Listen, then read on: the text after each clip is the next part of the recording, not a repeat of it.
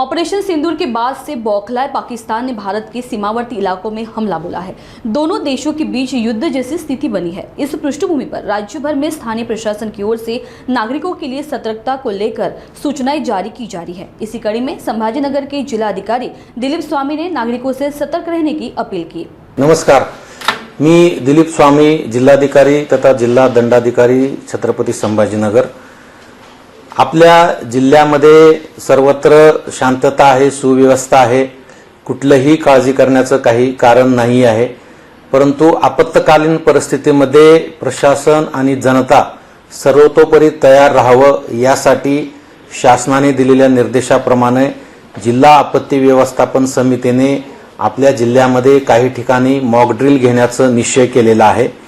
त्यामध्ये आज दिनांक 10 मे रोजी ग्रामीण भागामध्ये पैठण येथे मॉक ड्रिल सायंकाळच्या वेळेस संपन्न होणार आहे।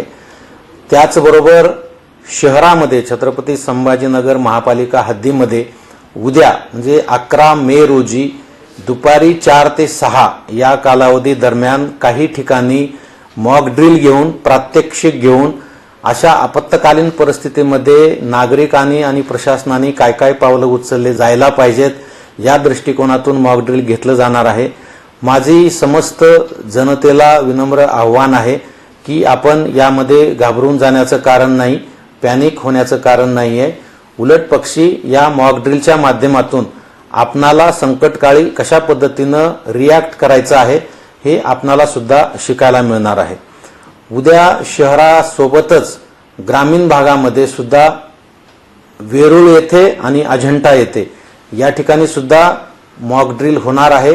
तेव्हा आपण सर्वांनी सतर्क राहावं आणि या मॉक ड्रिलला सहकार्य करावं।